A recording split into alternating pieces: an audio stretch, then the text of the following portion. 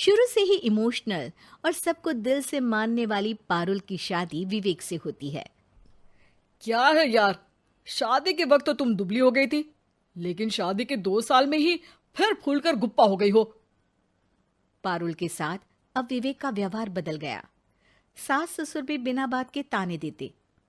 अरे 2 साल हो गए, बच्चा नहीं हुआ, निकल यहां से।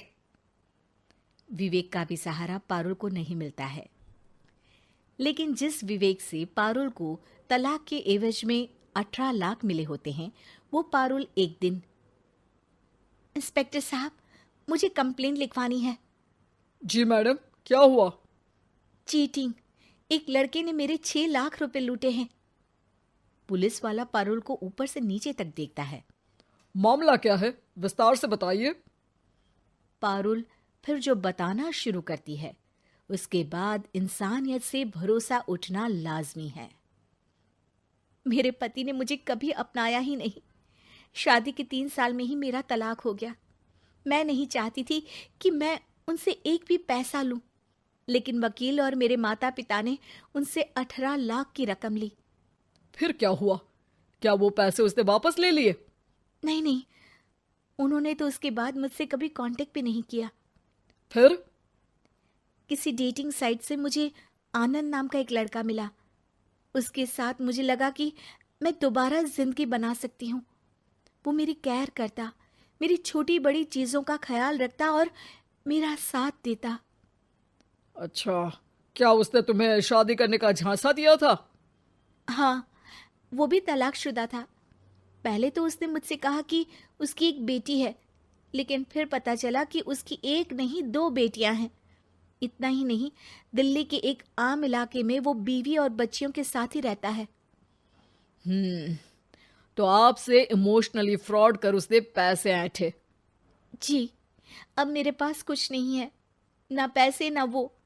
मैं बस किसी भी हालत में अपने पैसे वापस चाहती हूँ, जो मेरे बुरे वक्त में मेरे काम आ सकते हैं। ठीक है।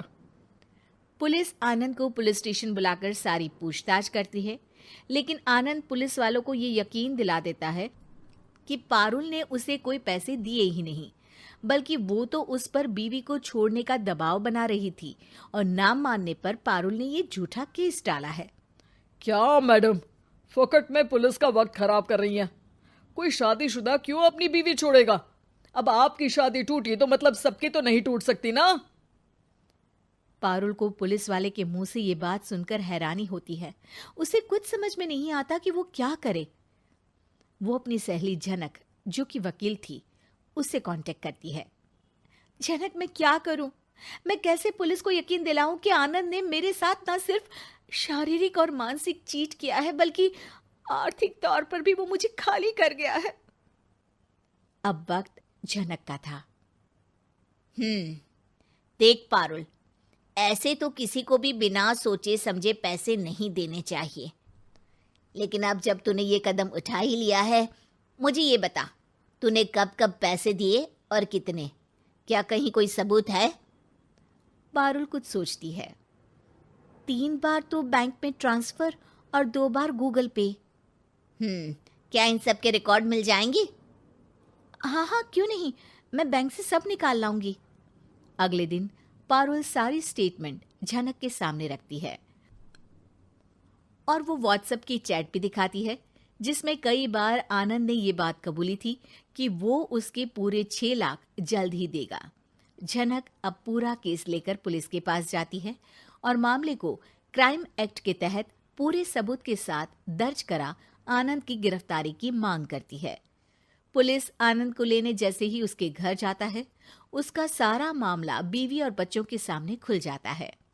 पुलिस स्टेशन में पारुल को देखकर आनंद भड़क जाता है। ओह, तो बहुत होशियार बन रही हो तुम। ये झनक है ना तुम्हारी बचपन की सहेली? बताऊं सबको तुम्हारे बारे में? सब है मेरे पास, वो फोटो, वो वीडियो, तेरे भाई का नंबर भी है। 6 लाख क्या, अब 1 रुपया भी निकाल कर दिखा दे। वो पुलिस स्टेशन में जोर जोर से चिल्ला रहा था कि तभी पुलिस के एक सीनियर ऑफिसर को गुस्सा आ जाता है। क्यों चिल्ला रहा है? अब तो सारे सबूत है तेरे खिलाफ। ऊपर से यहां चिल्ला चिल्ला कर तूने खुद को तो गड्ढे में धकेल दिया है। जल्दी बता, लड़की के पैसे लौट आता है या फिर? आनंद डर जाता है। तभी उसकी बीवी और बच्चे पुलिस स्टेशन में आकर पारुल के पैसों का बैग देते हैं। मेरे पति को माफ कर दीजिए, प्लीज उन्हें पुलिस से बचा लीजिए। मेरे छोटे बच्चे हैं, ये कैसे रहेंगे? होता भी यही है। पारुल केस वापस ले लेती है, लेकिन उस सबक के साथ कि इमोशनल होकर किसी को भी अपना पैसा नहीं देना चाहिए। झूठ बोलकर रिश्ते कभी ना बनते हैं और ना ही निभते हैं।